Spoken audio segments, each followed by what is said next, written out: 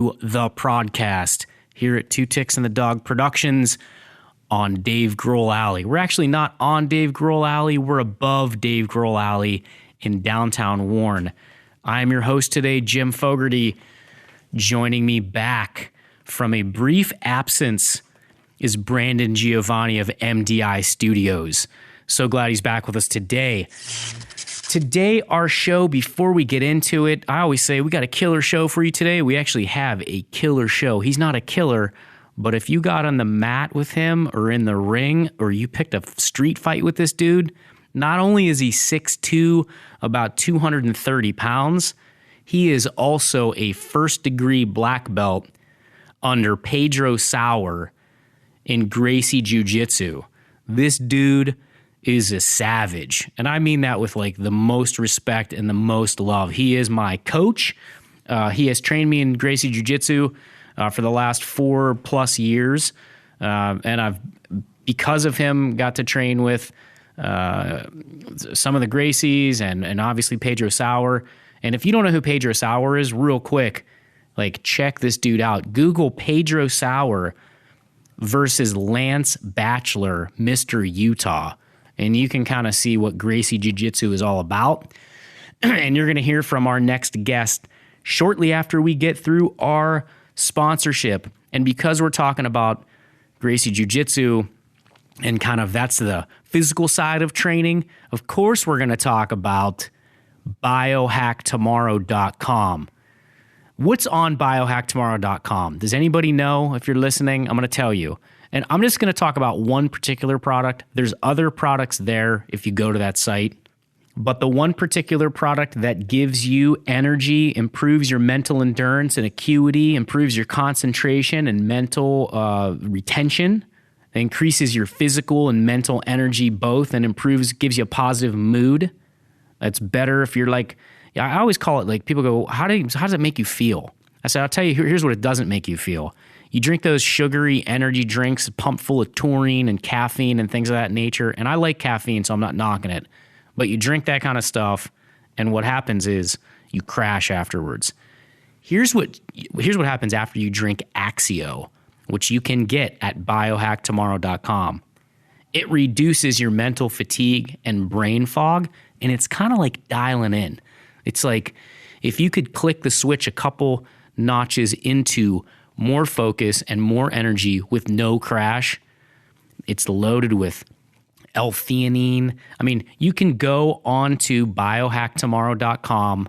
It's going to load you up a product page where you can purchase Axio. And not only can you purchase it, like, oh, all these things, they sound really good. Like, oh man, yeah, of course I want to have sustained energy and improved mood and enhanced concentration and focus. But how much does it cost? Let me tell you, if you buy it on the site, and you auto ship it, it's about $1. It's less than $1.70 per serving. So if you go to the gas station and you get like another, I'm not going to mention the names, you get another energy drink, you're going to pay $2, $3. And it's going to be loaded with sugar and loaded with crap that's going to make you crash. So if you want to feel supercharged today, biohacktomorrow.com. Pick up some Axio, check out their other products. In the future, I keep saying this, we're going to have my good friend on who is a doctor to talk about biohacking, talking about reducing oxidative stress and things that will help you feel younger. But for today, biohacktomorrow.com. Our next sponsor is a mutual friend of our next guest and a mutual friend of mine, and how I got introduced into jiu-jitsu. They're a client of ours, and they have a super restaurant. If you are in the Youngstown, Warren, greater area, check out thestationsquare.com, get directions, and go there. Thestationsquare.com. Station Square Restaurant in Liberty, my main man, Ottavio. Not only can this dude create some amazing dishes, but he creates an environment that is fun. They've got over 450 wines on hand.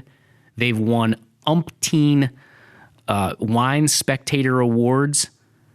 They are actually one of the top 5% restaurants in Ohio because they've just won last year the Best of the Wine Spectator Award. So if you want to eat and match some good wine with your food, this is the place to go. Fresh seafood delivered daily, non-GMO vegetables. They've got organic selections. They got vegan selections. And if you want to eat some amazing poultry or beef or pork, a lot of this stuff is locally sourced. A lot of it is organic. It's farm raised. It's grass fed. It is fantastic. If you're not into wine and you don't want to pair wine with your meal, hey, they also have modern methods along with a bunch of other craft brews on tap. Get to the Station Square restaurant if you're local. And if you're not, well, that's just too bad. When you visit Youngstown, the greater Warren Youngstown area, check out thestationsquare.com and get some directions. Without further ado, our next guest is coming up live next. He is Jim Bundy, owner of Team Bundy Gracie Jiu-Jitsu. Let's get the show rolling. Welcome to the podcast, Coach Jim Bundy. Thank you. Yeah. Yes, you're on. You are on. You are we on. are live. We are super excited to have you today. I feel like I say that all the time, but I'm actually excited every time we have somebody. But I'm really excited today because we just got done training earlier this morning. It's a good workout. It's a great workout. We just left 160 Clifton Avenue in Howland. So if you're not from the area and you visit the greater Warren Youngstown area and you want to get some Gracie Jiu-Jitsu training in, 160 Clifton Avenue is where, I almost said Team Bundy MMA.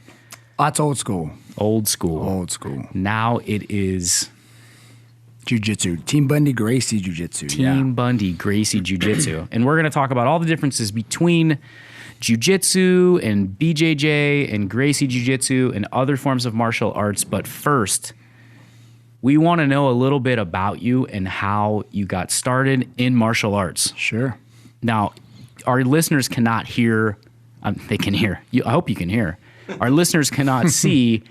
Jim is a large human being. He is very muscular and handsome. Outstanding hairdo. It does look fresh today. Dude, come on. That's a good deal. He always, this is the one thing about him. He actually always does. I think, how many times do you get your hair cut a week? I would do it once a week, but my barber's in Sharon. I swear to gosh, Johnny hooks me up. Another level barbershop, Sharon. What's up? So, but do you get it twice a month? For sure. Yeah. You can't keep a fade this sweet on once a month. It's pretty dope. You're 6'2", 220?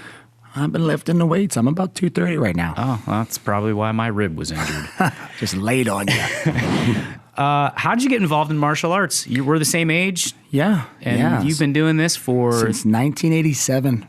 Yeah. So, I think that sometimes when we're younger, we just have like something that we know's our thing. I'm not sure if, with what you do for a living was kind of a passion from an early on, but I can definitely tell you that martial arts was just an interest of mine as long as I can ever remember. I did like football when I was a little kid, like 5, 6 years old. I can remember watching like a Super Bowl and things like that. But for just some reason, martial arts was always something that looked cool to me. It looked fun. It looked interesting. And there was a martial arts school right up the road from me. I grew up in Girard, so right up the road from me on Belmont Avenue, if anybody's familiar with that area, 192, there was a Burger King there for like a gajillion years, which was my only job before teaching martial arts, by the way. Really? Yeah, for sure. Flipping burgers at Burger King. Whopper time. Rock and roll. I started at Burger King when I was 16 too, my first job. We're total peeps. We're Burger King peeps. I did not. I'm odd man out. Yeah, you want to be. Julie Smith, our development director, though, yeah. She was a manager at Burger King. Yeah. Nothing like wiping grease off. Oh, dude. Like literally, like being a teenager in Burger King is death. Oh, yeah. You are a zit. Yeah, zit. You're just a neck and a zit. Yep. For sure. But yeah, so there was a school. Sam Naples ran the martial arts school, and it's interesting because I ended up going to his school afterward. But my mom, we didn't have a lot of money. We tried the school out, and I can literally it it was so impactful. I could like talk you through it. Like I remember it. Like you walked in, everybody was kind of doing their moves. It was like a gray carpet. You had to take your shoes off, which honestly, as a young kid, I'm like, dude, that's sweet. Like, I got to take my shoes off in this place. People are doing kicks and stuff. Is this before or after Karate Kid? Well, I guess it'd be after, right? Because 85, I think, was Karate Kid, right? Yeah, 85, 86. Yeah. When did you start? 87. 87. So this was, well, when I visited that school, it might have been before that, because I think I was like 9 or something when I went there, because I didn't get to start till afterward, because we visited the class. And my mom, I remember going in the office and, she talked with, Mr. Naples about the class, but she just couldn't afford to sign me up. So it wasn't until afterward, it was one of the Karate Kid movies. I'm not sure which one it was. Wax On, Wax Off started in 1984. Boom. Good right. fact So check. it might have Thank been you. like the second one, or it was something. And I went to like the movie theater, and as a martial arts business operator now, I didn't know that they had a lead box. But it was like, oh, sign up for a free karate. I'm like, bro, how many can I put in? Am I allowed to do 30, 40? What do I got to do here to win something? I'm legit. So I'm like, so the guy calls us, Mr. Naples calls us. Now, again, he was just calling a lead. I won the lotto. I'm like, dude, I got a free week of karate class. I'm in. So I went, did my class. My parents really couldn't still afford it at the time, to be honest with you. And it's one of those things like in business, we all have to do what we need to do. We have money we need to make. We have to provide for our families. But every now and again, there's a scenario where all of us have bent the rules. Because you just have to. If you're people that are good-hearted human, you do. There are certain situations where you help somebody out, so on. I've done it in the past. I would anyway, but Mr. Naples hooked us up. We couldn't afford it. It would have been like, oh, I did my week and I've been done. But he jiggled with the price or whatever, got it to where my dad could afford it. Had he not done that, we're not having this combo. So it's a pay it forward thing. There's always been a situation where I can't do it always in business per se, but I'm very passionate about getting out in the community, going to schools, doing things. And some of it is a paid thing, but most of the time it's just I go because I want to. Were you always a bigger kid for your class? For sure. Yeah. For sure. But it's one of those things where even though I was a taller human being, I did not have self-esteem, and I was a more overweight kid. So I just was always uncomfortable in my own skin.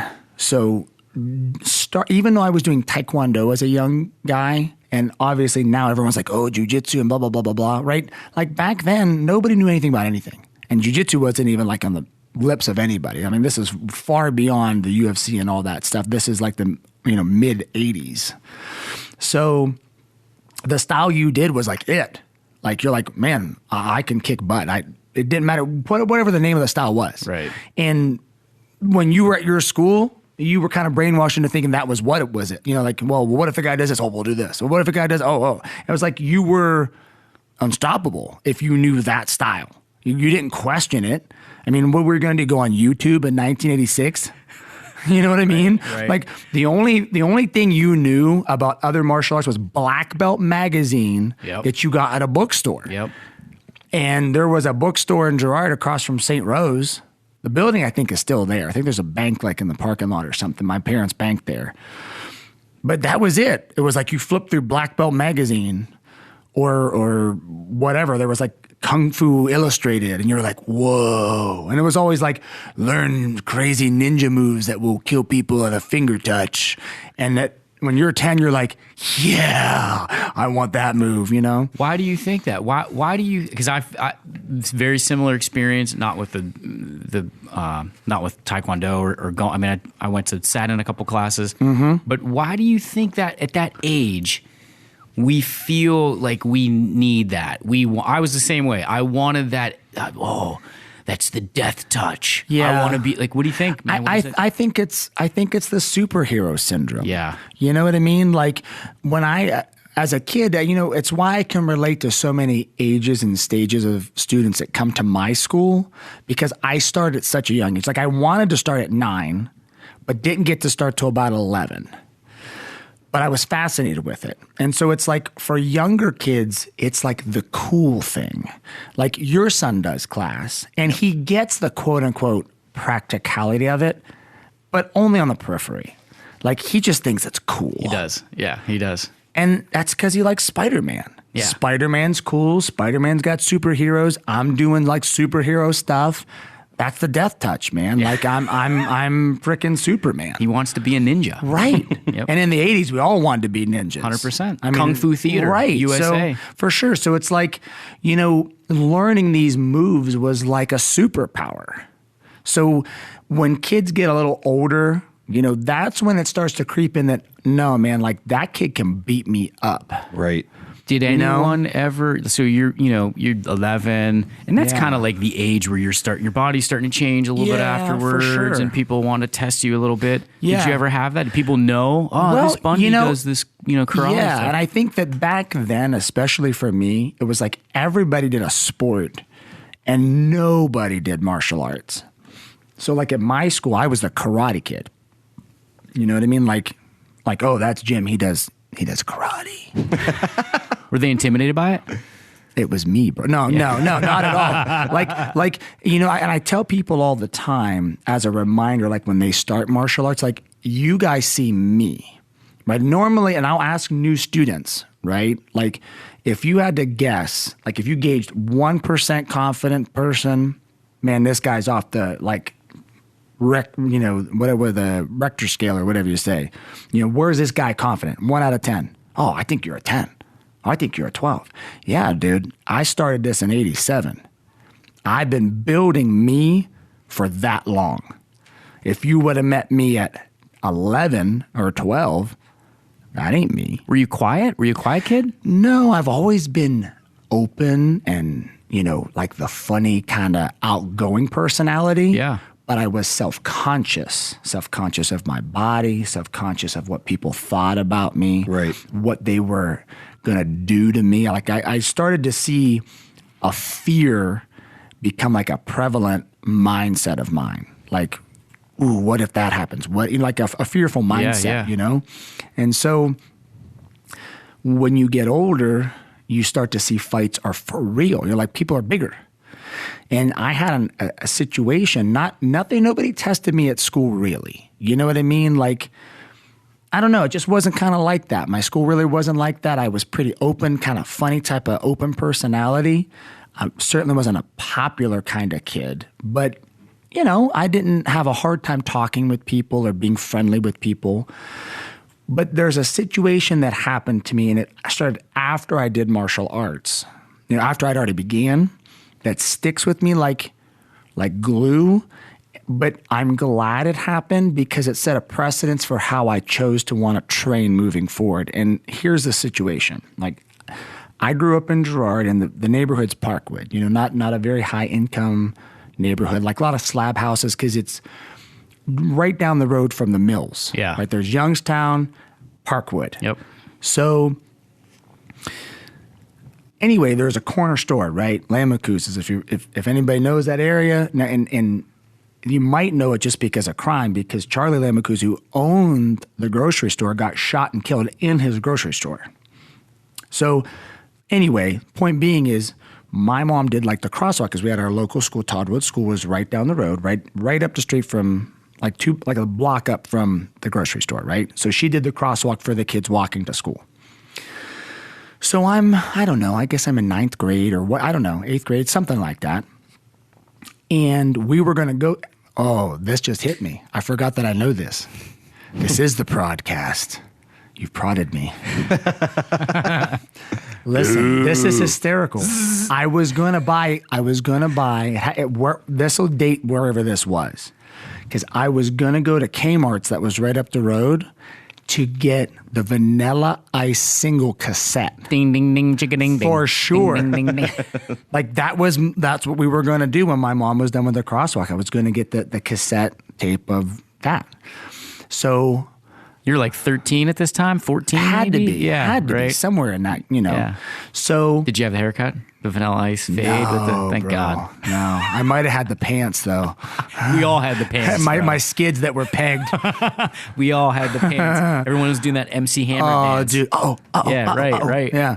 So I'm like, I believe in my mind I was going to wait for my mom to come home, but I think I got impatient, so I just was going to walk down. So I'm walking down the street, just kind of, whatever, minding my own business, So this car starts to pull up, like right behind me. And I see it slowing down. I'm like, well, I'm kind of passing it off. It's weird, whatever. This kid gets out the car. And he starts coming up on me. And he's like, bro, and he's barking at me like he's obviously gonna like hit me or attack me. Now, however long I've been doing martial arts to that point, did not think of one martial art thing. Instantly, as that kid approached me and was hyper aggressive, I ran. Just turned, ran. No kidding. I ran by this car. The lady had seen in this car that, this kid was doing whatever, and I'm running. And this will date that how poor we were, because I had these, we always got shoes at like, Payless. Payless, yeah. Right? So I had like these loafery shoes that were like imitation with this, what do you call it, like a little buckle. Had this little silver tip on it. I was so mad because I was running my fat butt so fast that the little silver tips flew off.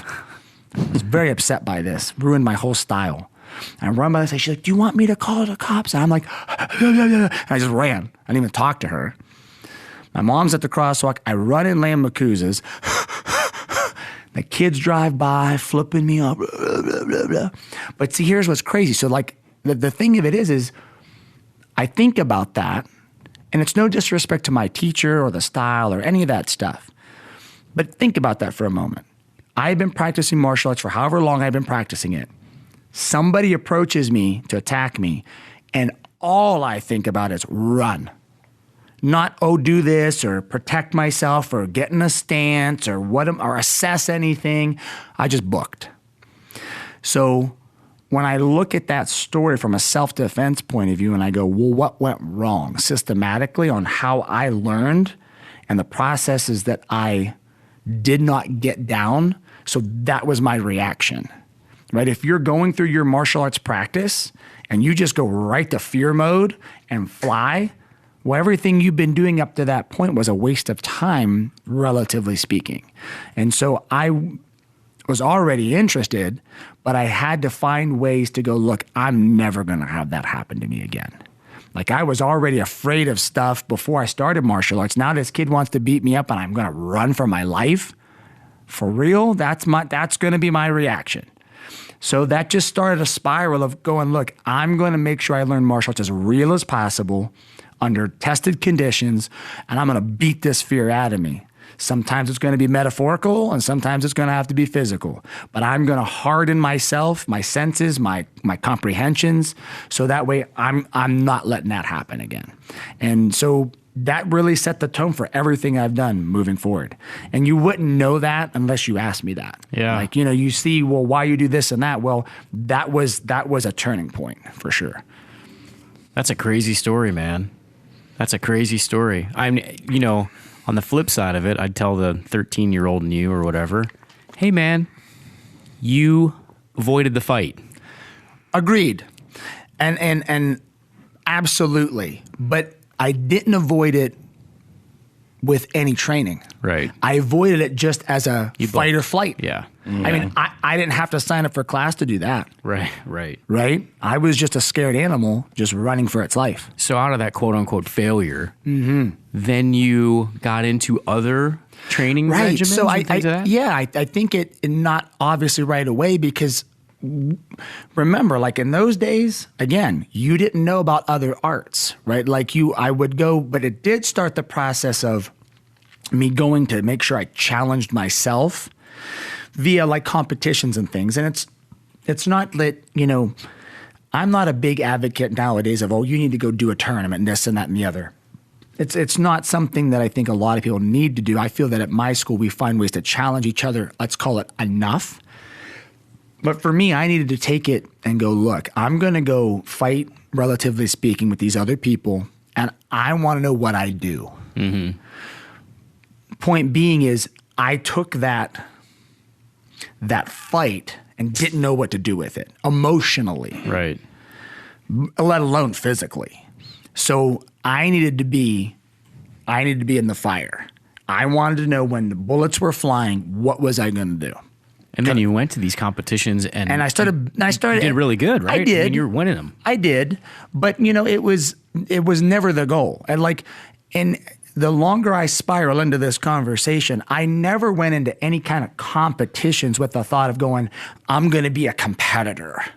That was never my driving force, whether it was when I did anything, including doing MMA fights. Like, that was never the goal. I never walked into that cage in the first time and went, yeah, I can't wait to be in the UFC, bro. Right. Like, I'm going to be the best fighter in Ohio. You were testing yourself. I was, for me. Yeah.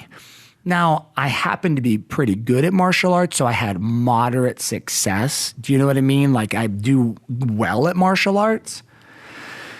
So there lies in the problem, because you're like, oh, I'm kind of good at that. Maybe how good can I be? Blah, blah, blah. Maybe I can be a fighter, man. Like, that spiraled me sideways many times. The ego took over. A little bit. But my point is whether it was doing a tournament or any of that stuff, it was I needed to know I can handle me. Yeah. Period. And I'm going to use you, my quote-unquote opponent for the day, as the vehicle. Because at the end of the day, I want to know if you walk up to me somewhere, I got this. Yeah. And as a parent now, it's why that saw has to be constantly sharpened. Like, you're not going to touch my kid. I am going to strangle you. But everything that I do from now to that day, if it ever happens, has prepared me for you. Period. I think this is interesting because it kind of goes into, it's jumping ahead in my kind of outline here, but it goes into the psychology of the fight or flight and the fight mentality. Mm-hmm. And you just kind of, this is like almost, I was thinking about what we were going to talk about, so Jim and I trained together. Mm-hmm. He is my coach. I've been with him for 4 years. Almost 5, man. It's been a while. Really? For sure. Yeah. For sure. And so I was thinking about this, in preparing to sit down with him today after we trained this morning. And I come from a boxing background, but I never was allowed. Like, so this is like a little bit of therapy, a little bit of what you just said actually just kind of triggered some psychological therapy. Because I was trying to think, like, as you get older, you start to look back and kind of self-examine. Mm-hmm. And I never was allowed. I early in high school, middle school and high school, my grandfather was a boxer, and he trained me as a boxer as a kid to be able to throw punches and all that stuff. Mm-hmm. And so when he got to be too old to catch punches, he turned me over to Rusty Rosenberger. And Rusty's punched me more than a few times too. And he's a big dude, and he's a great guy. This is kind of I don't want to get too deep in the story, or maybe we will, but he brought me to Rusty, and he says, don't tell him that you know anything. Just be quiet and let him do his thing, and you just learn and be a sponge. Right. So that's what I did. Great advice. It was great advice. And Rusty, after the first day, we did 3-minute rounds, and he says, we went to start out at 3 1-minute rounds. Mm-hmm. And he says, and I'm not going to do Rusty's voice, but Rusty has right. He was like, maybe I am going to do it. Yeah, you are. He goes, he was, I'm going to call you Mr. Natural. He's, would you ever box before? And I listened to my grandfather, and I said, well, no. I mean, I never boxed before. He goes, oh, you're very natural, and blah, blah, blah. Anyways, fast forward a couple of years, and I'd gone to Boom Boom Mancini's KO drug tournament, and I'd watched some Golden Gloves, and I had some older friends that were involved, and I wanted to do what I wanted to kind of test this skill set out. Mm-hmm. And I wanted to sign up for, actually, the first year I went to Ray's tournament, I went with my dad. My dad took me, and I was watching it, and I thought, the guys, it was like freshman, sophomore, and then junior, senior. Those were like the 2 divisions. There were weight divisions, but you had grade divisions too. Sure. And so I watched these freshmen and sophomores, and I thought, and I was a freshman at the time in high school, I thought, can beat those guys. I mean, this is me in my head. Maybe Sure. it was, maybe it's ego, or maybe I said, I can beat those guys. I remember leaving, telling my dad, I'm signing up for this next year. I'm going to win this tournament. And my dad said, okay, well, do it, go ahead. Right. And so, however, when I went to I had to ask my mom. I lived with my mom. My Right. parents split up. I lived with Gotcha. my mom, and I would go to my grandparents, and I would stayed a lot at my grandparents' house.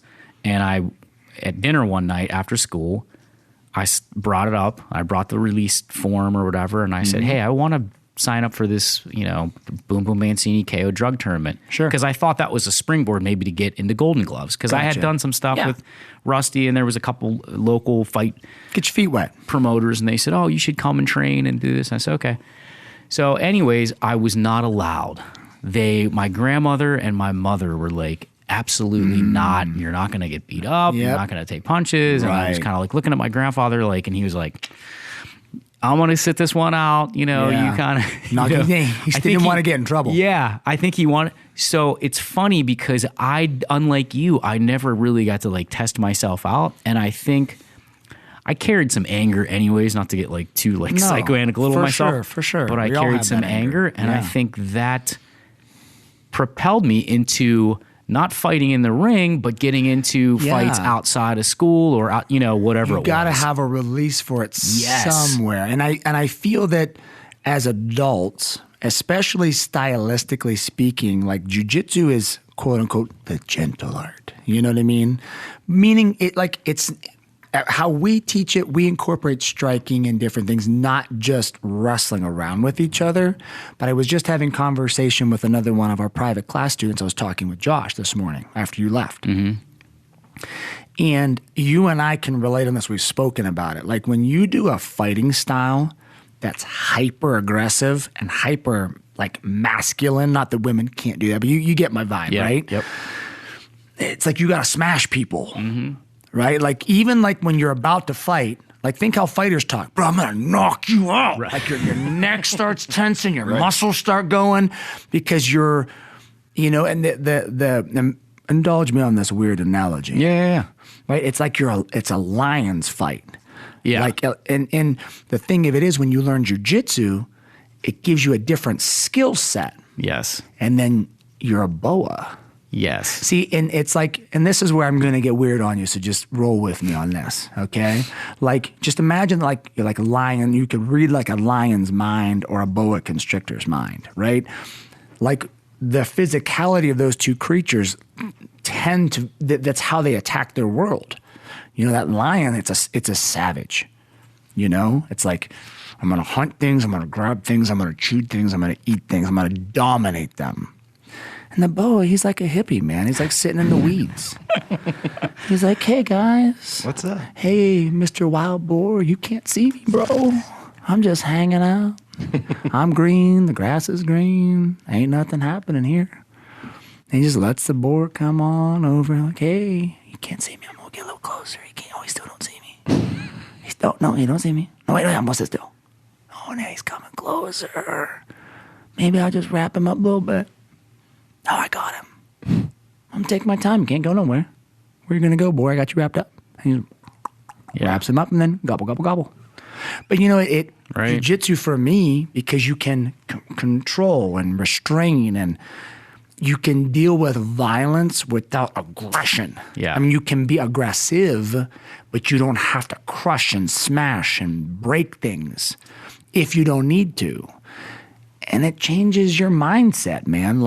I've literally, because maybe you can tell I'm a little bit of a high energy type of personality. You are very high energy. Right. And I'm drinking coffee. That's stupid. Why do I drink so much coffee? I don't know. Just go with it, man. Just go with it. But the whole thing is, when you're that amped up anyway, and now you're trying to dominate, it also affects how you try to talk to other people when you feel like you need to show them what's up. Right. In your head, when you're talking to somebody and you feel like you need to stand your ground, in your head, you're smashing them. Because that's your fight. Right. You're I'm going to break your nose. If this guy backs off, man, if he steps me one more time, I'm cracking him. Yep. That's going to come out in your tonality. And it might perpetuate the fight even further. Yeah. But doesn't need to, because your picture is you walk to me, I'm breaking your nose. That guy can feel it. Yeah. Flip side. And then the jiu-jitsu guy's like, hey, man, like, it's cool. Like, you know, if you walk over here, it's fine. You're the boa. You know, I'll just strangle you. It's okay. Yeah. That's totally true too. And it just practical application. Yeah, how you visualize dealing with that person, it changes your tonality. It doesn't make you any less confident. In fact, quite the opposite. Right. Right. You have this quiet, calm, like weird peace to you, like before a tornado hits. You know, like, why is it so quiet? Something bad's gonna happen. And I think that people can sense that. Your confidence level increases. Yeah, and you can smell it without a faux presence. Right. It's not like it's like, man, I don't think I should. I don't know. I think this he's kind of relaxed for a reason. Yeah. If the guy's a crazy guy, you're fighting him no matter what. But I feel that so many fights can be avoided if you know skills, but then now you couple that with a skill that how you can handle with that violence is completely different. And I think you can kind of put it to the side some. Well, you're confident enough that you don't have to puff your chest up. Right. And I think that back to your point, when you go someplace like our academy, right, I know you'll agree with this, especially per our conversation when you guys were sparring and training this morning. We definitely challenge each other. Like you push each other. No, we get at it. You try to put each other in moves and so on, and you're gonna have some times where you do well, sometimes you don't. You're gonna get stuck. You have to tap out, so on, so on, so on. But there's a camaraderie and there's a leadership element to our academy where, yeah, I'm gonna do things to you and I'm gonna dominate you, but I'm gonna give you chances as well. And that person gets better because of it. But the point is you get to put it on the line there. Like, at our school, you don't get hurt, you don't get beat up. People encourage you and get you better, but they still beat you. Yeah. And you get that out of your system. Well, you're much calmer. Like I talk with, Yeah. My training partner, John Calogero, Johnny K's Power Sports. Shout out. He's going to be on the show sometime in the very near future. You need a toy. It's that time of year. He, we always talk about it. Like, cause I missed a couple of weeks. I had a little bit of a rib injury, and you do get dinged, but that's an age thing too. A little bit. Dings are different than injuries. Yeah, you're not getting So I missed a couple of weeks, and he was like, first off, and the culture that you set at your academy is awesome because it is like, even rolling with like guys like Dave or guys that were higher ranked, they're trying to teach you to make you better, and by teaching you and making you better, they're actually making themselves better, 100%. which I think a lot of times people get. Like, absolutely. And to give you props, literally you did that this morning with Trevor and you did that with Bill, right? Like you don't see you how I see you. Right? You are a great guy, Jim. I mean, sincerely you are. But that doesn't mean that has to equate to when you're rolling around with some guy. Do you hear that, Renee? My wife. Props to Jim Fogarty's amazing personality. I think I could tie in a question to this because it sounds like you guys are talking about the teamwork. Please do. There's a question out there from one of our prodders out there in the broadcast world.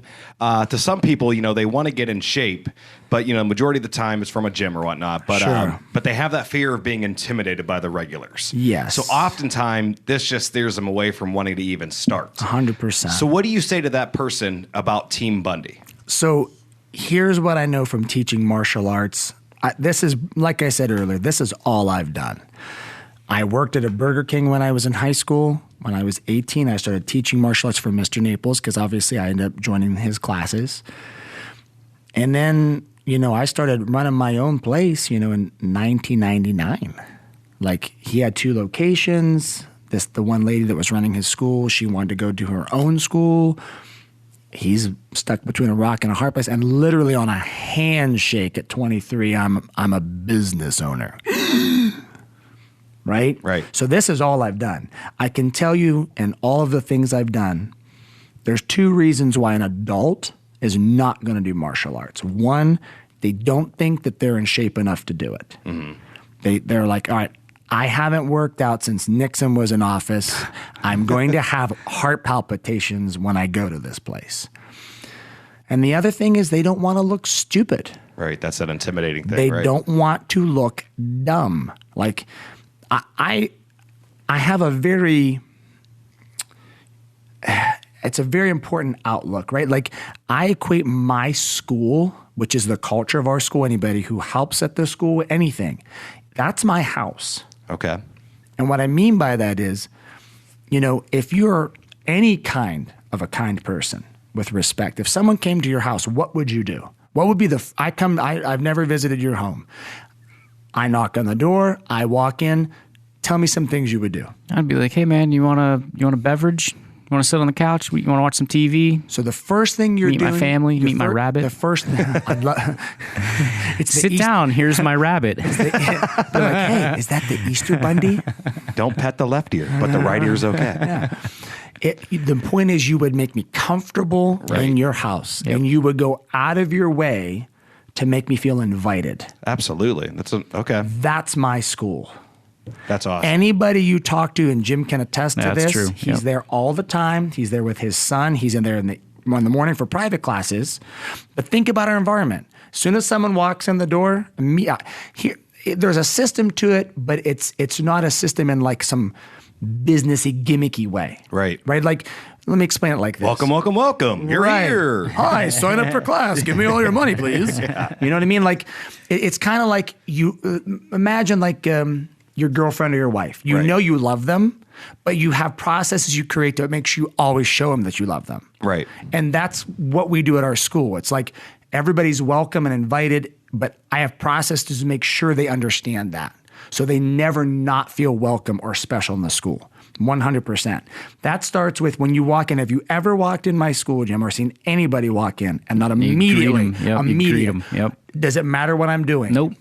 I could be in the middle of a class, agreed? Yep. And everybody gets a hi. Why? Because you're important, and you're important to me. Right. And that's my system. Like when you come to my school, you're not just some person paying tuition. You're important to me.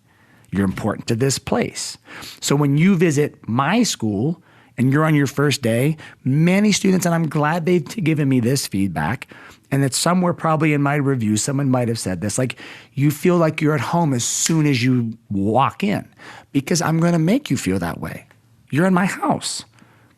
That's an amazing reply right there. Be comfortable. What can I do for you? Makes total sense. What can I do for you to make you feel like you're relaxed and comfortable here and know that you'll be respected? People are going to care about you, right? So that starts with me talking with you up front. If there's anybody near you, I'm going to make you some friends.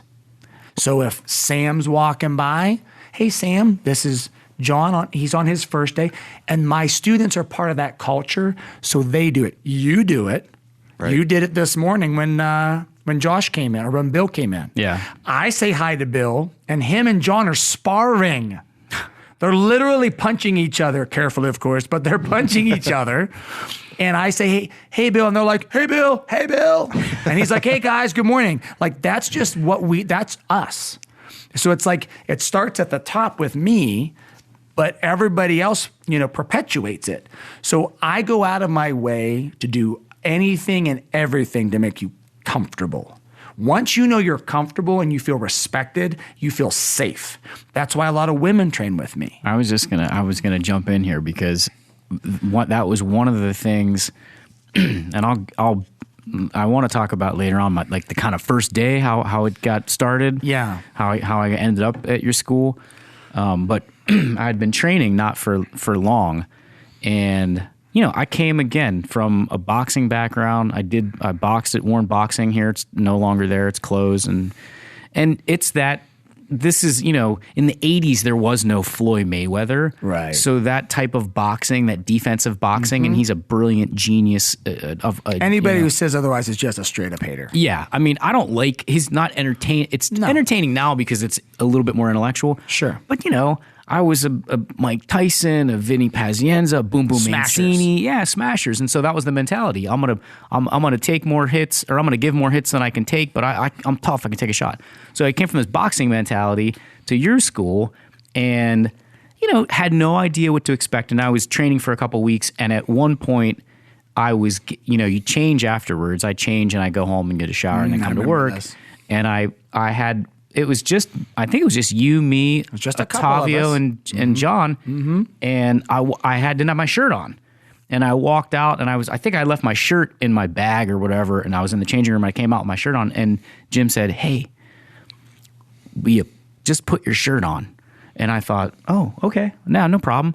And he said, "It's not because, it's because if someone were to come in, a lady were to come in, I don't want to create that environment."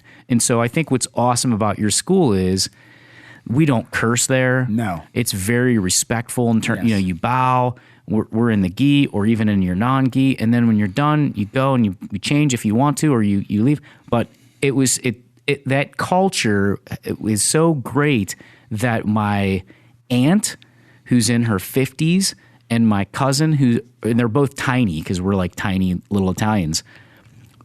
You were having a self-defense, like a free self-defense women's seminar. self-defense class, yeah. And I said, "Hey, you guys should go check this out," because they knew where I was doing it and whatnot. And I said, "You should check it out." And they were like, "Well, I don't know, because there's going to be like a lot of sweaty guys," because they have that like idea of MMA. Well, right. I mean, and martial arts in general. Yeah, or just fighting sports. Fighting sports at all. in general, And I sure. said, no, you're like, it's totally cool. And obviously it's totally cool. I bring my son there. Absolutely. And so I think you've done a great job of creating that culture. And, in all transparency, because I've been running a martial arts school for so long, I've done it lots of different ways. Right. Some I'm proud of, some I'm super not proud of, and I'll explain. Yeah, I want to talk about that because you went from one form of martial arts into kind of like an MMA thing. So here's kind of the history of it, right? So I, of course, did Taekwondo, and I got my first black belt, I think I was about 14.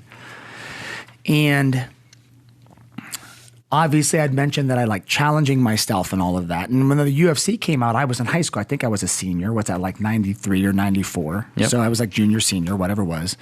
And I remember watching on VHS tape with my buddy. And obviously, I'm the martial arts guy. I'm the resident expert, And we're seeing Hoist do his thing. And the one fight where he was doing the arm bar, and like UFC 1 or whatever it was, and he's kind of like hanging like upside down a little bit on the guy, and the guy, I don't know if he got his arm broke or not. I mean, someone who knows the situation, I'm not going to say it wrong, but he was stuck in an arm bar is the point, and the fight was over, and my buddy's like, "Bro, what's that?" I'm like, I'm like, he's hanging upside down on the dude like a monkey. I've never seen anything like that. Like, I kick people in the face. I don't know what that is. And so I know it's cliche. Like, everybody, I think some people say it because it's what they're supposed to say. And then some of us, like me, are like for real about it. Like, when you came from that traditional martial art, that was like the art. Like, it was the game changer. I'd already had big trophies from going to tournaments. Like, I thought I was like a butt kicker, man. Like, I'm like kicking people in the face, winning trophies. Like, I thought I had my stuff together.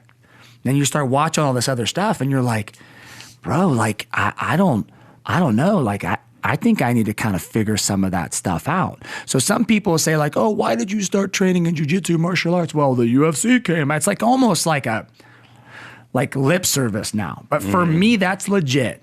Like, I saw that stuff and I went, think of that story when that kid was going to beat me up and I ran.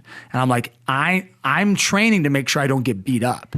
And and look at all this stuff and I don't comprehend it, man, I'm going to need to know that. And so I would get like VHS tapes of like grappling stuff, whatever it was.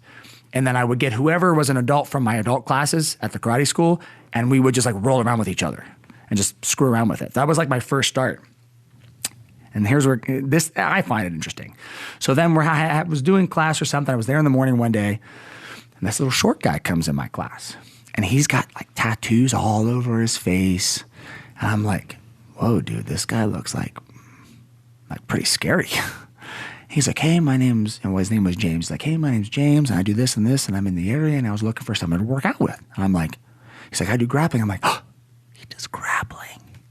I was like, dude, awesome. Like, somebody around here knows some of the stuff I saw, like on TV. So I said, okay. And I remember I talked to my girlfriend at the time. I'm like, listen, I'm getting together with this dude on Friday after class. You know where I'm at. If I get beat up or whatever, like, you know what's going down. But I started working out with this guy doing grappling like pretty regularly, like a couple times a week. But that was kind of like my first formal grappling start. So I knew I needed to learn all that stuff, but I still had my very formal karate school. You know, was James? Did he train in jiu-jitsu, or was it something else? It was it wasn't he was like a wrestler. No, it was like grappling. But he trained all kinds. He was like a gypsy man. Like the last place he was at. Now, this is what he says. I mean, I didn't know the guy as a best friend. According to him, he was at, and I think it was like Fayetteville, North Carolina, which is kind of like a hubbub for special forces. Mm-hmm. And he was working out there.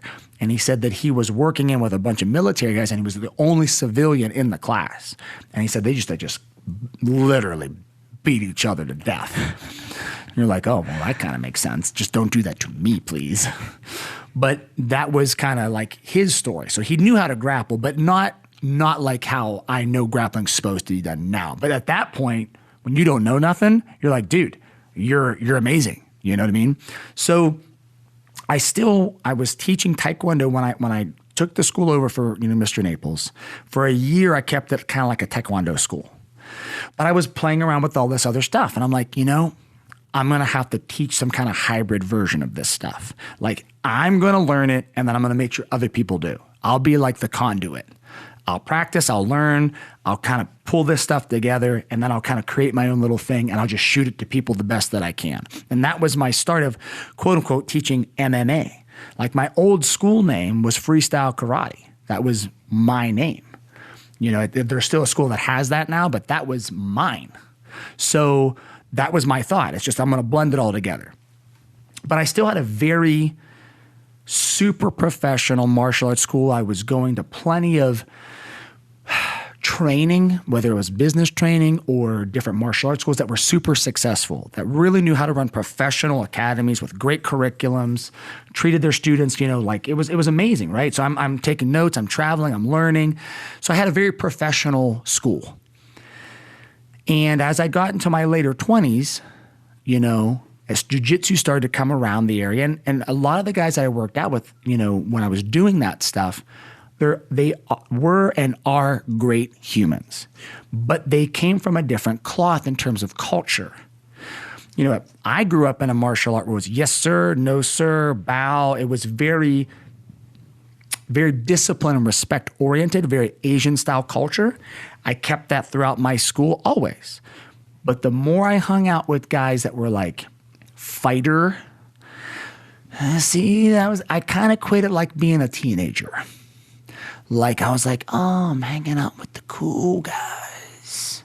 Like, oh, they swear, they run around with their shirts off, they're tough guys. They like, I started to kind of get into that vibe. And I'm not saying that people shouldn't work out and train like that. I want to be clear, like, everybody should do what they need to do and how they need to do it. I'm just saying I came from an environment where it was wear your uniform, bow, yes, sir, no, sir.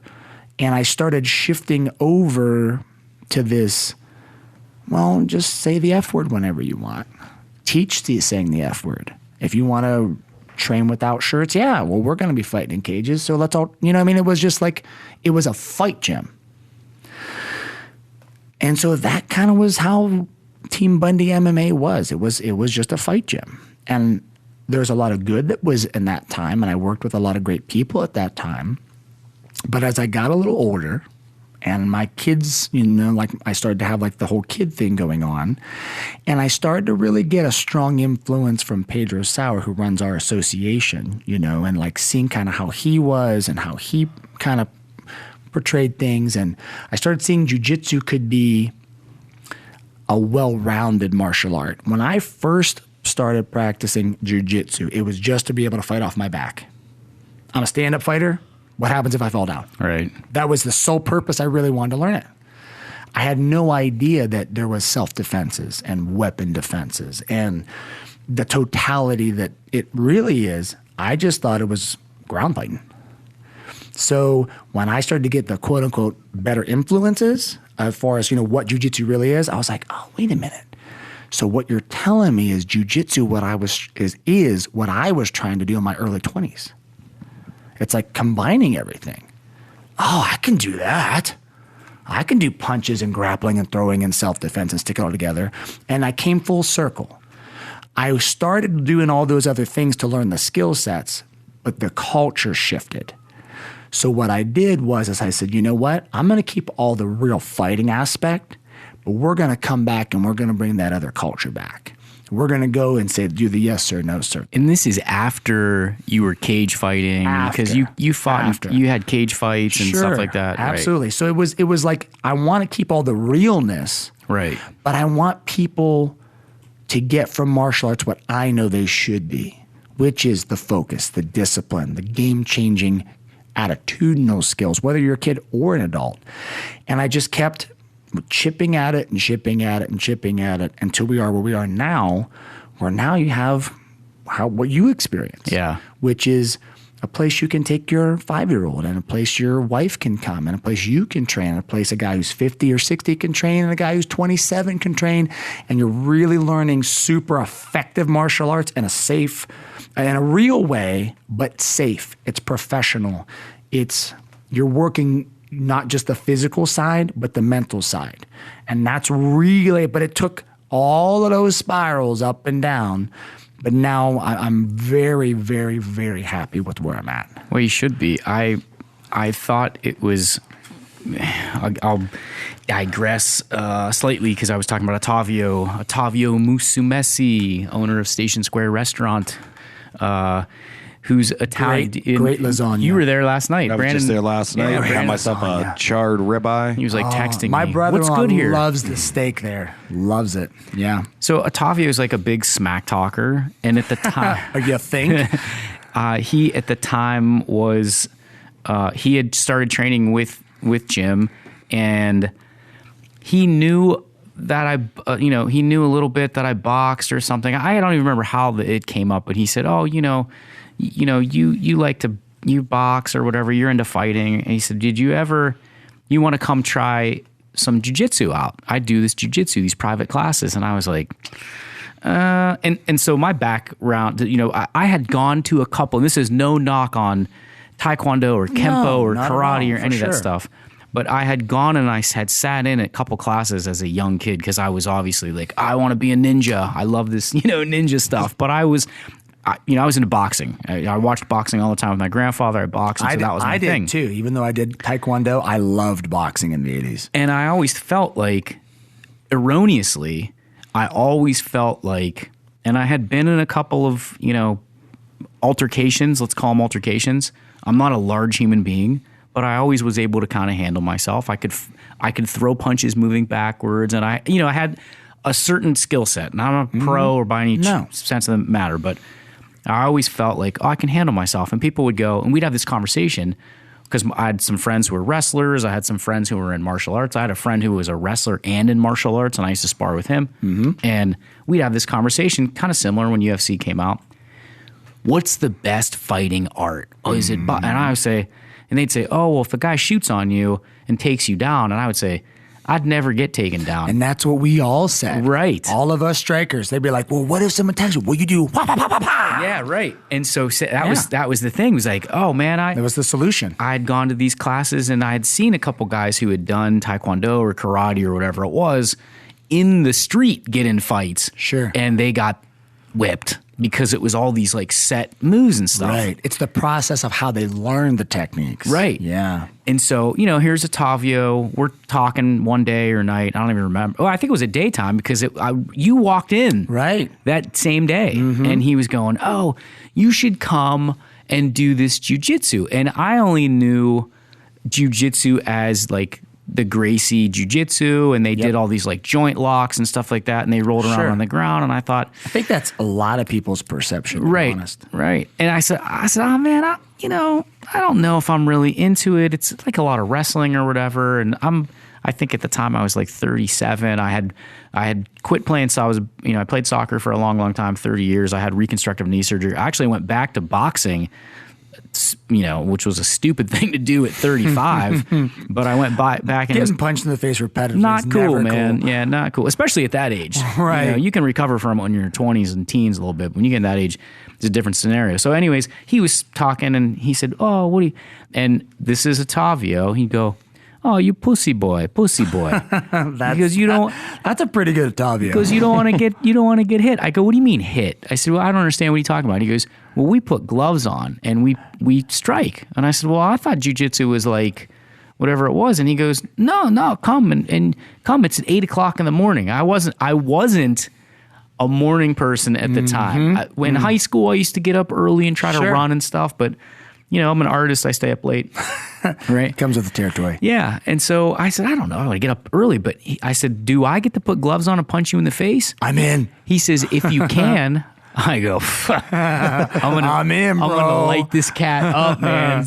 So in walks Jim Bundy. And he's like, "Oh, this is the guy." And we sat down and talked and had a conversation. And I was like, "Okay, cool, man. Like, I'm going to come try this out." Really, I was only going because I was going to punch Ottavio in the face. You got to have goals. Yes. And so, I went to a couple classes and it was much more, there was much more mental side of it than physical. I'm a physical person, but there was much more mental side of it. So that kind of like attracted me. And then it was like, I get some big dude on top of me. I don't know what to do. Right. Not that I'm going to be rolling around in the street or whatever, but I'd rather have, it's just like owning a gun and having a CCW and being trained. I'd rather have the skill set and not need it than need it and not have it. You got to have that Boy Scout mentality, right? And so, that's how we kind of got into it. And I find it, here's my segue. I find it very interesting, the difference between, and here's the question for you, because you're the expert. The difference between BJJ, just straight up jiu-jitsu, and kind of like this idea of this tournament jiu-jitsu versus Gracie jiu-jitsu, versus what we do. Yeah, and I think it's an interesting, and I think almost in my opinion, it's almost like you don't need to have the conversation. Like it's crazy. Like it's all jiu-jitsu to me, right? Like if you're rolling around grappling and doing it's all jiu-jitsu. I think the relevant piece of, well, is it jiu-jitsu for the street or jiu-jitsu for sport or whatever? I think it's what's the outcome you're looking for as a student? Yeah. Like that's the separator, right? So it's not, let's take the names of it off of it and look at it. What do you want your martial art to do for you? What's the purpose of your training? What is the purpose? I'm a pretty big into the, motivational, like dig self-help kind of guru stuff. I've been doing it forever. It's the spot I like to be. I like to improve me. I like to encourage others to have better lives. It's in my DNA. And in that genre of the people that talk, the gurus that talk, it's like, well, what's your why? Like I put that out like on my Facebook this morning. Like that was kind of on my mind. Like if you know why you're doing something, well, you're going to get it done because you have a purpose to what you're doing now. Like if someone's not working out, they know they should, but they haven't found a reason to do it. When you have a compelling reason to do something, like why does that need to happen now? It gets done. Like it's tax time. Oh, the worst. Right. The worst. I hate, it's like they say. 3 business owners on the podcast all talking. Everybody's like, oh, can't wait to get my refund. I'm like, bro, I dread picking up my pen to sign the check. It's like, refund this, bro. It's like all I do is write fat checks. Yep. But, the thing of it is, it's like, well, it's called deadline for a reason. Like, all right, like my why is now set. If I don't get this done, there's consequence. So it's getting done. You put it off as long as you need to. And then once the why gets strong enough, it's going to get done.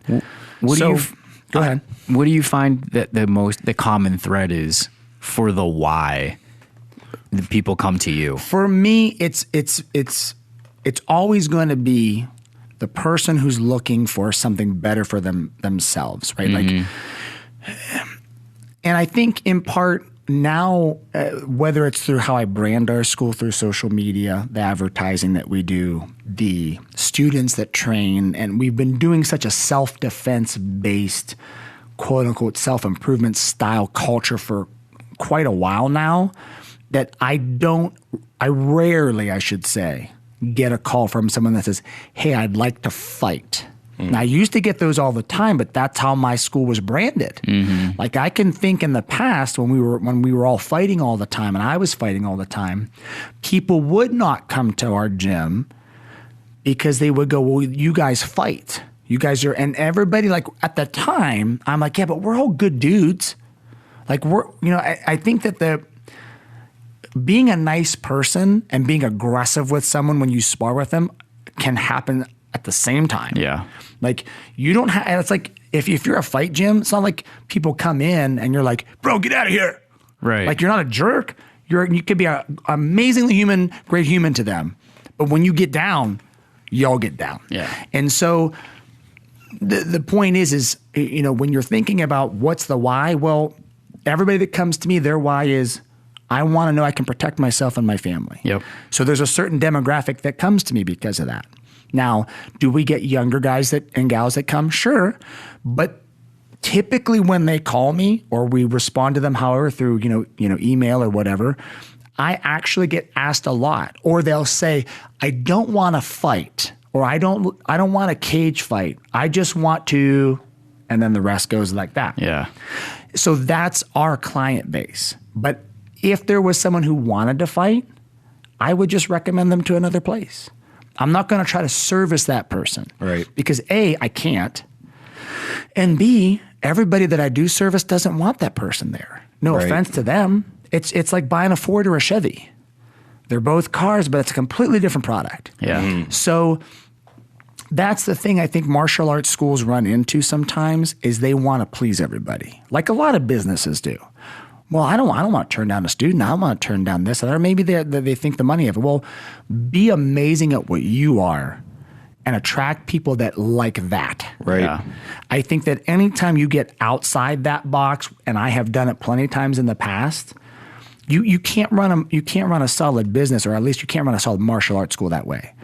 Because at some point those differences of whys bounce into each other. If you got 10 people over here that are super hyper competitive, and they are allowed to be, that's their goal set, and then you got 20 people over here that aren't coming to class for that, who's going to survive? You have two completely polarizing whys all in the same building. I think you have that, though. I think you have, at least in the private classes, everybody is super competitive, but you have a culture that is more Right. but it's not we don't do competitions. We're not sport BJJ, if you will. Yeah, like, it's sure. not like, oh, we're gonna go win these things. Sure. But that competition isn't like you're it's not banging internal. head. It's Yeah, internal. Right. Right. That's different. Wanting to improve yourself can be a separate conversation than wanting to go spar and fight and be a competitor. Why do you think people do, we kind of talked a little bit about it earlier, but what is that fighter's mentality? Like, what is this psychology? My fight or flight response has always been fight. Yeah. I don't know any, Yeah. this has been your life. Do you have any insight into that? What is that? How does that get created? Is it something that is inherent, or is it something that is learned, do you think? I think both. I mean, if you use me as a template, right? I wasn't fight first, but I didn't have an ability that gave me that as an option. When I was younger, people would ask me, well, what do I do? Like when I was doing other arts as a younger instructor. Because to your point, it's very regimented when you do traditional arts. It's like you're learning to fight someone who knows your art. Right. I think that's what shifts when you if you connect that to sport BJJ and like Gracie's Jitsu, like if you do jiu-jitsu for fighting, your intent is to know how to fight someone who's just crazy. Yeah. Has a knife, they're swinging wild punches, they're going to grab you in headlocks. If you do sport BJJ in terms of, I want to go to a tournament, well, that wouldn't be wise to practice things that you're not going to see. You're going to go, well, that guy's going to pass guard. That guy's going to do this. He knows jiu-jitsu. He knows jiu-jitsu. So you're going to be learning 100% from the beginning on how to be the jiu-jitsu guy. Yeah. Now, as you train long enough, you probably have the sense enough to probably deal with a crazy guy. But if you're in your first 3 months and you need to deal with that guy who's trying to take your head off. So to that degree, and you have to know it's okay to get punched in the face. Yeah. Like you're gonna get Sure. You're gonna fight. You're gonna get hit. Sure, and I think that in the classroom there's a process to build someone to that. Yeah. But safely, of course. But the whole thing in a nutshell is I think the answer is when I was younger, people said, "What do you do with a crazy guy?" Well, I don't think I really had a solid answer back then. Jiu-jitsu's given me a solid answer because we deal with chaos. Like you deal with worst case scenarios. Like that's the style. That's the concept of I'm going to be in a bad spot. So I think that some people are more aggressive by just personality type. Like when I fought certain people, they got that switch, man. Like they just got that crook in their eye. You know what I mean? You ever like come across that dude? You're like, bro, it don't matter how big you are, who you got standing behind you, or if you got a bat in your hand, that dude's going to spit on you and swing. Like it's going down. You're not talking him out of it. Now, who knows what built him to that?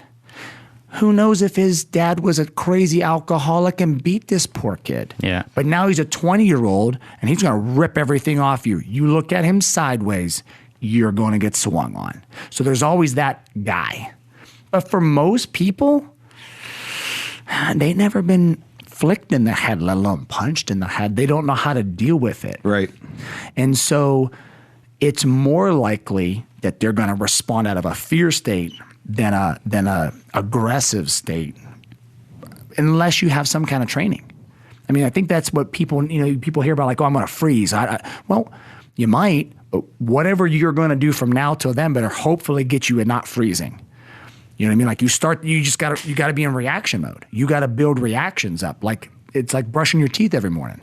You know, I'm sure both of you guys have read a book and got through 10 pages and don't know how you got there. For sure. Right. You've driven home 1,000,000 times. You're like, bro, Muscle memory. where I do not remember driving home at all. Yep. Right. So it's like you can do that with your martial arts. And then it just builds up reactions. And those reactions build up that confidence. So I think it's kind of an interesting question. I think that some people are a little more responsive to pressure. I think most people shy away from it. That's been my experience. I think it's a little innate, but I think that everybody, especially if you know, like, because I mean, you're human. Like, I think that as guys, we don't think we're supposed to get scared. Dude, if a dog comes around the corner and goes, "Argh!" Like you should go, right. But as a dude, you're like, man, like I'm gonna bark back at that dog. Right. I'm gonna, you know what I mean? Like you ain't gonna do it. It's like you have to, when that fear hits you, that cracks you. Now, okay. Then what have you done in your life what's the next step? Yeah. Right. What's the next step? What's going to be the physical exchange after that initial shock of that adrenaline? I think this is interesting. I want to get to some questions here because we're skirting the edges of our listener attention span. Yes. Dennis Blank, if you're listening to this one, we'll get wrapped up quickly. It's not my fault. I'm the guest. No, you're great, man. But I want to give you some kudos here. And we could talk about another scenario maybe if we have time. But I took my wife to a winery and then a couple bars. We went out for her 40th birthday. I think I might have told you this story. I'm hoping. Yeah. And so I think I know this one. I'm with our friends. There's a group of us. Got it. And my one buddy's, is a real big dude, and he might have been overserved a little bit. We had some drinks. We were having a great time. It was a great, great time. And in the past, now I'm not as, and here's another testament to you. I started training jiu-jitsu with Jim at 37. I'll be 44 this year, and I've probably lost about 20 pounds in the time. I'm actually a little self-conscious of it because I feel a little too light. Well, you accidentally have little guy syndrome. I mean, it is what it is. Right. Like, I have big fat guy syndrome. Yeah, this is true. Like it is what it is. Like, Right. like you're like, man, I'm too skinny. I'm too small. And all us big guys are like, I walk by an Oreo and my love handle grows. Well, I think I'm like, I want your metabolism just for the weekend. that's a total true statement, though. Like, I think I've always had like maybe something to prove, like especially in sports. I was smaller. I was telling you a story the other day playing soccer. I'd take the biggest guy. That's the guy I'd run Our a slide society tackle kind of first. pushes that. It's unfortunate. So in my younger days, I would have in front of a crowd, and here was the scenario real quick. My friend Renee's, one of her best friend's husbands is a huge human being. He was probably the biggest guy in the bar. He might have had a couple drinks. He's Maybe a root beer or two. great dude. And he comes to me and says, hey, these dudes over here are checking, I don't know if they're checking our women out or they're eyeing us. It was like, I was like, nah, dude, it's cool. Don't worry about it. And everybody in this group are killers.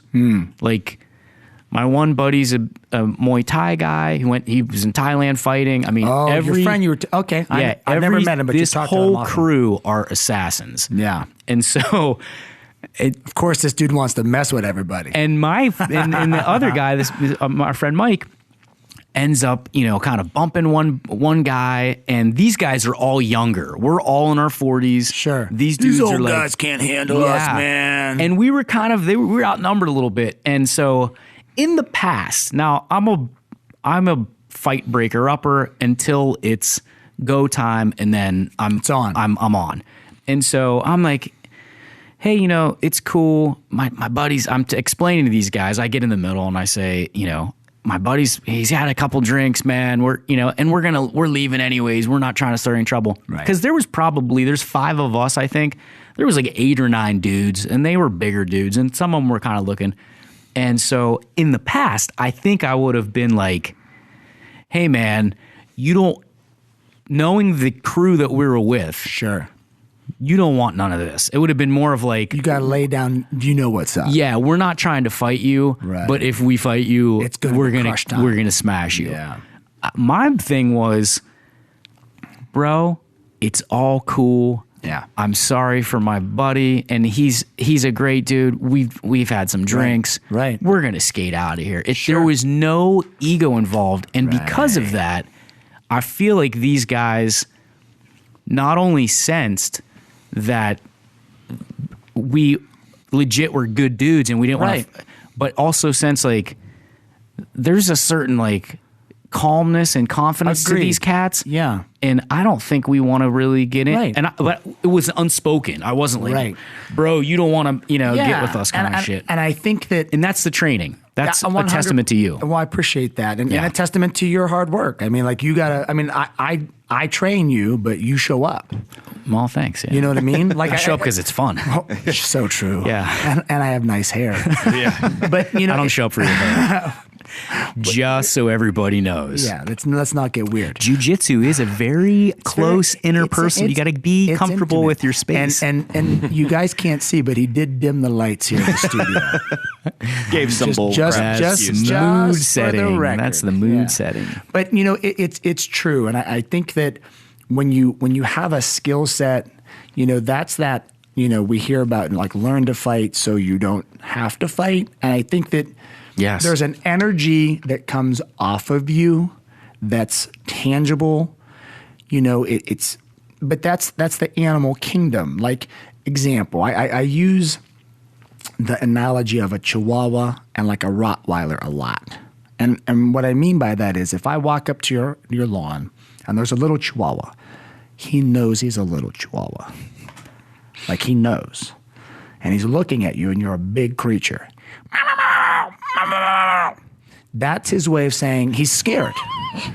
That was a good Chihuahua. That was. You did a good Yoquito Otavio. Taco Bell. That's too much for me. Burrito. That's what I got.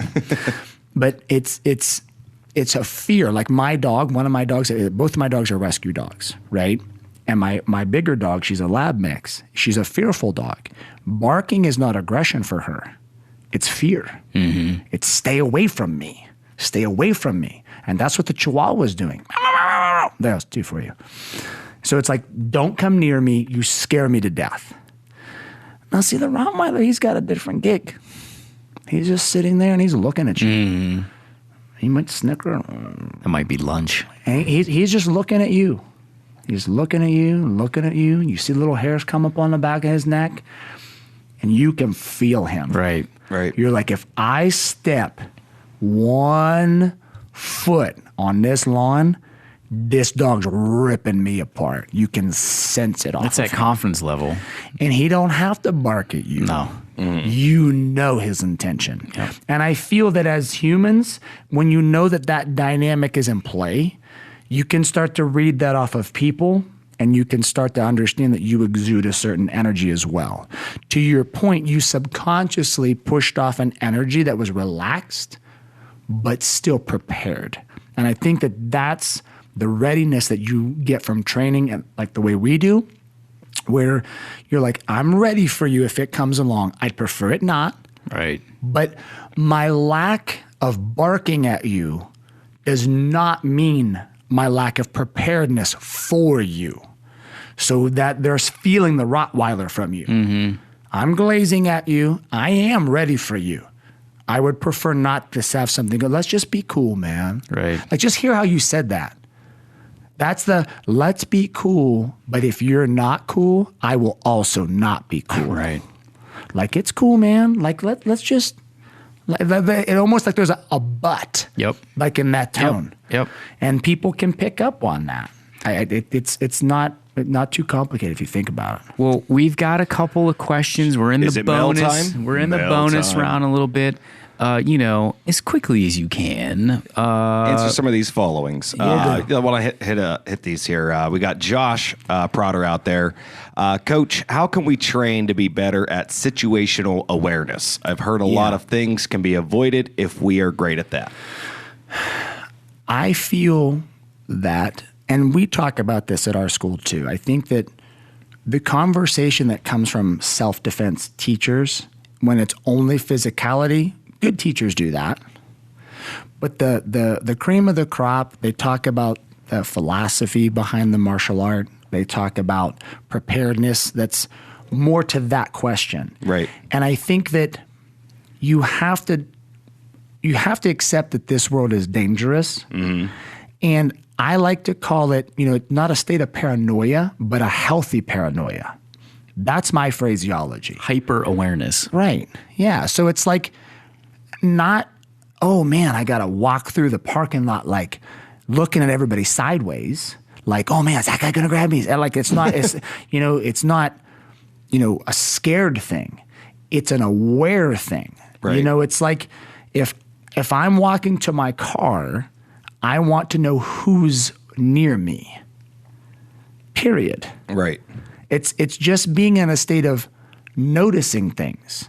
So that to me is awareness. Like, you can't be so caught up in what you're doing that you don't know what's going on around you. Quick story. I grew up in Girard. The girl that I was dating at the time, she lived in Hubbard. We went, it was, like later at night, and we were having like marshmallows, like a bonfire. Right. S'mores. So, yep. So the Giant Eagle, where it is now, is, over on a nice part of, Liberty. But where it used to be was closer to the Burger King, and there was like not some good areas over that way. Long story short, I walk in, just me, and I don't think you know this story, Jim, to be honest. I never heard it. And there was a woman with her teenage, daughter. I don't know any stories of you with a girlfriend. I only know you with Shannon. Well, it's been quite a long, wonderful journey. Yes. Hi, Shannon. Love you. Please continue. So the whole thing is, I go in, get the marshmallows, whatever. The lady and her daughter in front of me get what they're getting. Now, mind you, when I got out of my car to walk in, there was a couple of scruffy looking guys. Like, here's where it gets interesting. Like, I think in our world, it's a tough and weird conversation to talk about profiling and things like this. And I that's not what I mean. I just pay attention to stuff. And if it walks like a duck and it talks like a duck, I'm going to pay attention to it being a duck.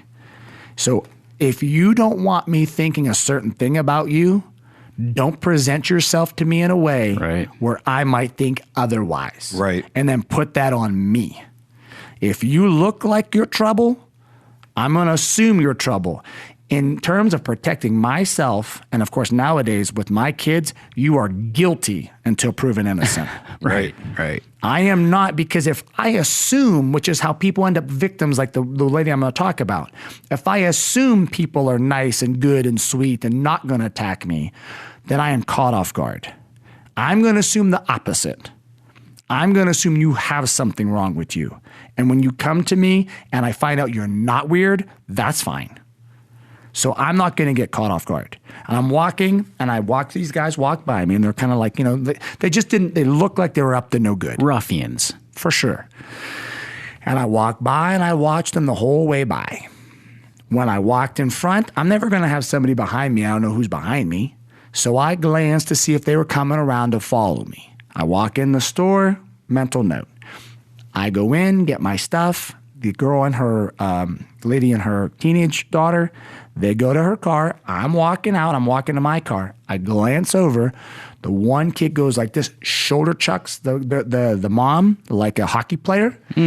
She dropped her purse. The other kid grabbed the purse. Gone. Now, moral of the story. One could say I'm a big, extremely muscular human, which is true, but that's not why they avoided me. They avoided me because I knew they existed. Yeah.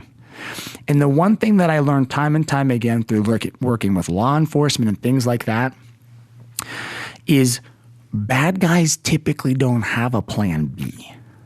They have a plan A. Plan A is get what they need as quick as they need and get out of there. They don't want caught.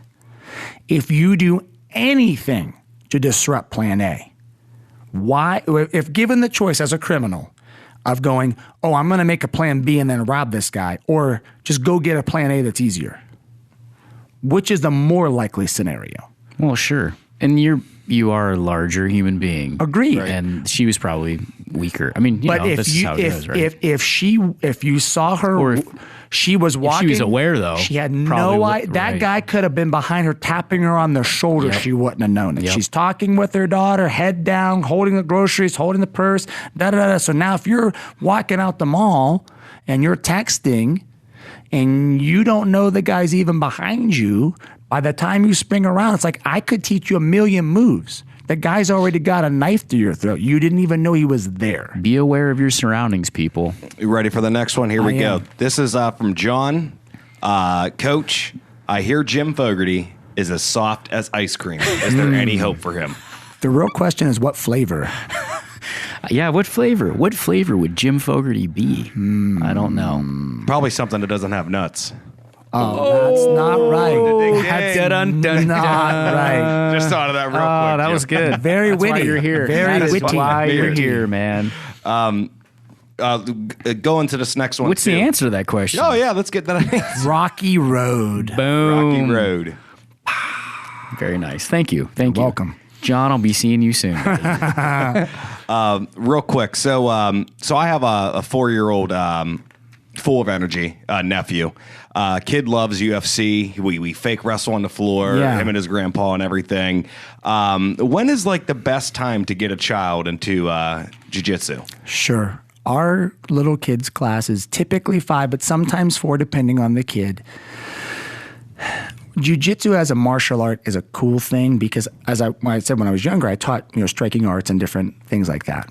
And when kids are 4 and 5, see, the thing that you have to understand is for every little kid that's hitting mitts on YouTube like Mayweather with some dad or some coach, that's 0.0001% of any kid ever. Yeah. They don't have the physical coordination and dexterity to really be good at hitting things. So when they hit, they kind of flop their arm like a big spaghetti noodle. So to teach that child a striking art, it's counterintuitive to them. The one thing that's great about humans is we're very animalistic when we stop thinking. We play around like cats. Like when dogs wrestle, why do you think your kids wrestle with you? That's what we do. We stop wrestling as we get older because it's weird to wrestle with someone you don't know. Right. You know what I mean? Like it's odd because now you're invading space and it's awkward. But when you're 5, does a 5-year-old not think about hugging someone? Like they're very tactile. They don't have the, oh God, that's weird, I can't hug that person. They don't have that. I mean, to a certain degree, yes, but not really. So if you laid on the floor, there's a good chance your kid's pouncing on you like Simba. So what better martial art for a little person? They're natural grapplers. Mm-hmm. The question is, are they learning in a way or from a person that can communicate to them, get them to listen, get them to be structured, get them to be concentrating? See, that's the magic. I'm going to toot my own horn here. Right. It's something that I do way better than most. Jim, chime in. 100%. I think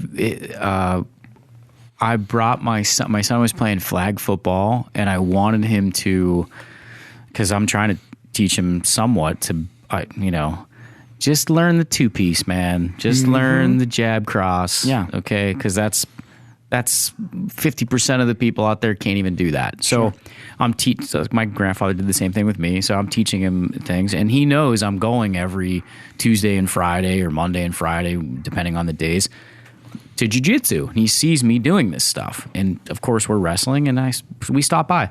So my son is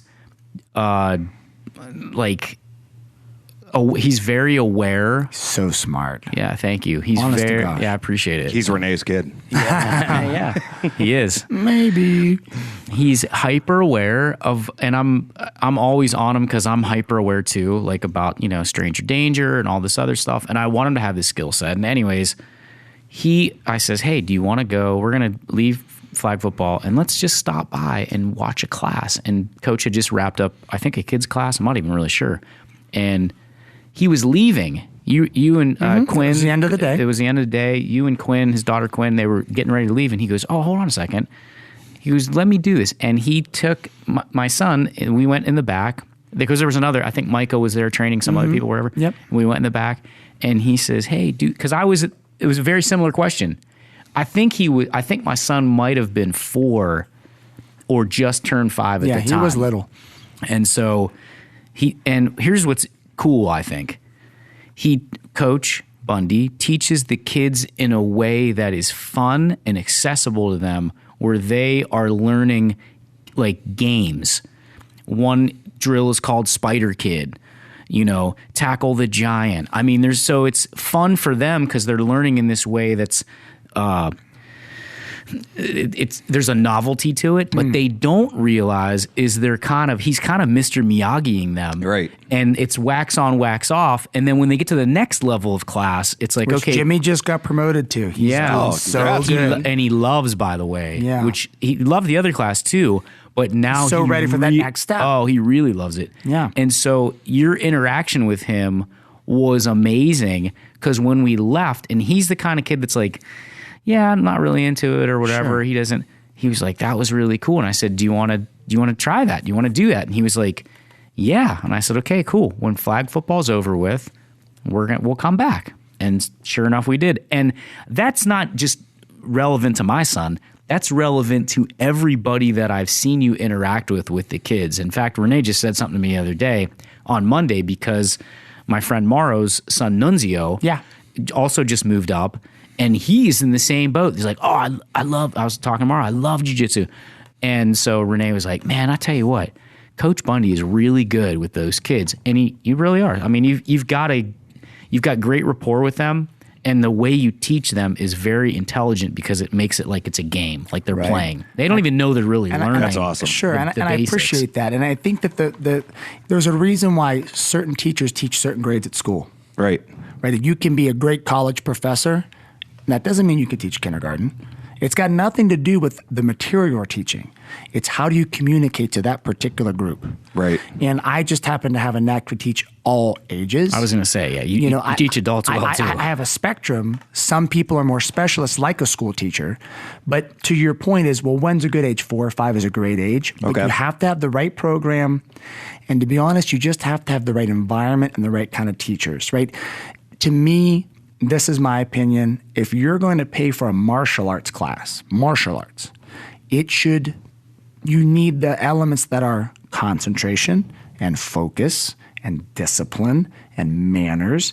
They should be learning and perpetuating what you want as a father for them to be a good kid. Right. They should be respectful and they should be able to pay attention and they should, be able to respect themselves and others. So they're learning moves, but let's keep it real. Most kids aren't going to get in a fight.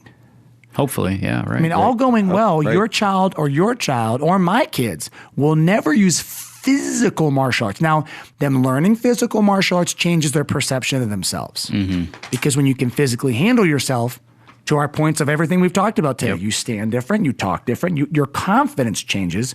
Bullies don't like that. Right. You don't have a victim mentality, so you're not a victim anymore. But my point is, what do your kids need every time they go to school? They need to know how to listen. Mm-hmm. They need to know how to sit still. They need to know who authority figures are and how to treat them. They need to know how to talk to other kids in respectful ways. Like, you want your child to be a really awesome human. And so do I. So my classroom is reflectant of that. Focus my mind. Yeah, the 3 rules of concentration. Yeah, right. Man. So, I mean, it's like I go to length to accomplish this mission. 1, your child has to feel like they have an amazing time. Like, it's got to be like better than Chuck E. Cheese, dude. Right. Like, they got to go, I can't wait to go have fun at that place with those people. It is such a good time. So it has to be engaging. It has to have where you interact with them and you're like, dude, this is so fun. However, it's focused and structured. It shouldn't look like Romper Room. No. And to me, again, as a parent, as a consumer, you know what I mean? Like, if I go someplace and I'm paying someone for a martial arts class, what I would want to pay, which is the type of people that I attract, the parents that I attract, I don't want my kid to just do an activity. Right. I could do that with you at the park. Right. I can be silly and play with you at the park. I want to see my kid listening, learning, and getting structure. And if everyone's just running around and this kid's chewing his belt and this kid doesn't even know what's going on and this kid whacked a kid and the teacher doesn't even know, I'd be on the sideline going, oh my gosh, like, it's crazy in here. But tell me now, what's my classroom look like? Well, I was just going to say, you do a great job of keeping them focused. And if there is a kid who gets like sidetracked a little bit, sure, you address it. We have in strategies a very to proper help way, them, yeah. And then you continue on, and you don't do it like in a jerk way, like, sure, hey, blah blah blah. Right. It's an influential way. So to answer the question, 4 or 5, find the right program, find the right school, watch the class, see how the teacher interacts with the kids, because there's good, bad, and best in anything. You got to see, well, how good is this instructor at not teaching martial arts, but teaching a 5-year-old? Right. So before we wrap up, I want to give Jim one more prop and then wrap this up because we're way over. Sorry, Dennis, I know you're listening. Dennis, you should actually go and try some jiu-jitsu. He's like, I'm going to the BV with a cigar and some bourbon. Further testament about this, because it's all about real world situations. In my opinion, like, I wouldn't be doing this if this wasn't applicable in the real world. We train to fight so that we don't have to fight, and I think that's true. From a 5-year-old, I'm gonna throw in on this question or this answer. From a 5-year-old perspective, here's my son. It's movie night. We got the lights off, okay? And I'm sitting on the couch and I sneak up on him, and he is he's facing the other way watching TV, and I sneak over the couch up on him, and he is standing, and I get behind him and I scare him. Okay? And he turns around and he goes, ah! And here's a proud dad moment. Some people duck for cover and some people face the fire. This kid straight up charged me double legs me. He tackled the giant. Tackled the giant. Straight up double legs me over the ottoman. Legit knocked me down. Okay, I mean he's a strong little You're guy. a little but guy, Jim. I'm sorry. I know. had to do it. Had to do it. Son of a bitch. But he legit tackled me down, and then it was we were laughing, but that reaction was perfect. The addendum to that is two things. One, that's all he knows. Yep. He's done that so many times in games and exercises at the school where it's automated. It was. Two, what an amazing art jiu-jitsu is, especially for kids. We don't teach any punching and kicking in the kids program. But I believe that in my heart, coming from someone who thinks that people should know striking things. But as a kid, you don't need to be violent. Like at 9, do you need to bloody somebody's nose? No. Here's the thing. Here's the thing. This is the Somebody's holding your girl's hand. True. This is the dude's reaction. This is the dad reaction. Kid comes home, says he's being bullied. This is what I want you to do, Johnny. You go to school tomorrow. Oh, yeah. I want you to punch that kid right in the face. Yeah, bad. First of all, the kid's not going to do that because he's scared to death. Yep. Right. He's not going to punch some kid and get pummeled. Are you kidding me? So that's number one. Number two is if you have an art where you can just get a kid on the ground, restrain them, and tell them leave you alone, how is that not win-win-win? The school doesn't have to get upset you didn't beat a kid up. Right. This kid didn't have to get beat up. Your kid didn't have to be a bully. And your kid didn't get hurt. How do you beat that from a martial arts standpoint? So yeah. it's I've never come across an art that gives not adults those kind of superpowers, but now you're empowering a 9-year-old and a young kid in a whole different level. Jiu-jitsu is great whether you're 4, whether you're 24, 44, 64. There's people in the class that are in their Do we have 7 guys in the 70s? I close do. to. No, right? Hank is almost 80, bro. Okay. He comes to the group class, Hank. Have you seen him on some of the stuff? I think I have, yeah. Online? Yeah. Hank's like 76. Honest to gosh, he was in class last night. what's up. Loves it. But it's jiu-jitsu, but it's also a culture of where you practice. For sure. You know what I mean? You have to be in an environment like where that's a win for everybody. Like if you're a young guy that wants to get after it, are you really thinking, bro, I don't want to roll with the old guy? You know what I mean? Like it's got to be where like everyone's like, no, I want this guy to win because he's 76. What if someone shoves him at the supermarket tomorrow? Right. You know what I mean? So I mean, the art, yes, but I think the addendum to that is who are you around? And what is important to the people that train there? Well, it's very comfortable at the school. I don't want to downplay it though. It's legit. Like it's legit. Though. We get down. It's like legit today for sure. It's gloves and mouthpiece. No one's getting hurt, but it's legit. Right. I mean, we're not trying to kill each other. No, I think the phrase that I love best is keep it real, but also keep it safe. Keep it as real as possible, but you never teeter past that point where we're jacking each other up. Right. Coach Jim Bundy, thanks for keeping it real with us on the pleasure, broadcast man. today. Thanks for having You're going me. to come back? 1,000,000%. Yeah, we didn't. I know there was some stuff we didn't get to, A few but other things, but there's always a round 2 with there's this. Round 2. There's always round 2. And I appreciate you guys because normally on a rainy, cloudy day, I like to hang out with a couple of gyms, and that got to come true today. So I appreciate you guys here. Appreciate you, brother. Yeah. Hey, thank you so much for listening. Coach, real quick, Yeah. where can they find you if someone is in the area and they want to check out and try some jiu-jitsu? I think the easiest thing to do, teambundymma.com. Just read what you need to read. There's a spot where you can sign up for a free trial. I mean, I think that if you find some place that looks interesting to you, it's like a car. You're not going to know if you like it until you take it for a test drive. Everybody's got their own things they want to get out of training, like we talked earlier, and you got to find the place that fits your needs or your child's needs. And that's the start. Look us up on Facebook. And I think that when you get to look at a school on their social media, every social media is going to tell a story. It's going to tell a story about that business. Yeah. And you're going to see the kind of people that go there and the kind of things that happen there. And you can look on the reviews and see what people say about that place. And you kind of can get a real feel nowadays where you couldn't in the past of what really goes on there. Does it look safe? Does it look professional? Does it look clean? Does it look like I want to fight?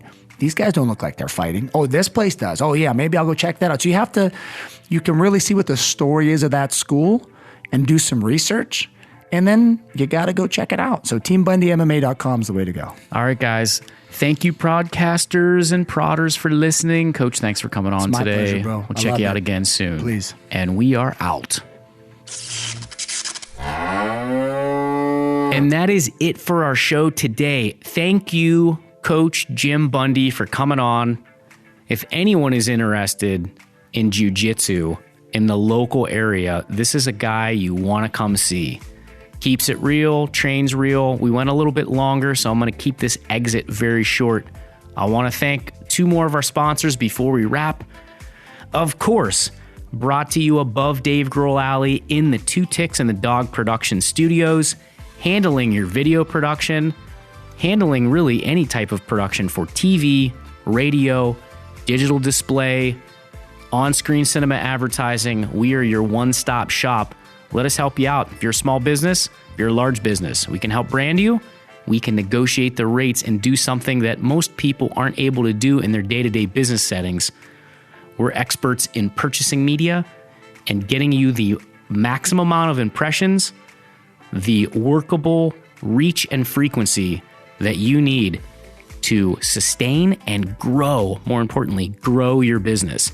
And if you're looking for a website, make sure you check out mdistudios.com. My main man, Brandon Giovanni. Glad to have you back today. Check him out. We're putting some great packages together, and we'd be happy to work with you in the future. Until then, stay electrified and keep on prodding, and we'll check you out in episode 10 coming up next week. Who's on episode 10? You're going to have to wait, but I'm going to tell you. He's going to tell you a story about Brad Paisley. He's going to tell you what it's like to be a show promoter of music and to go from the grit of Struthers, Ohio, or as Jim Lowboy says, Strutters, okay? From the grit of working in the mills of the local area to being one of the foremost show promoters in Northeast Ohio, certainly the biggest show promoter in the Youngstown Greater Warren area. He's up next in episode 10. Eric Ryan will be talking to him next time. So stay tuned and stay electrified.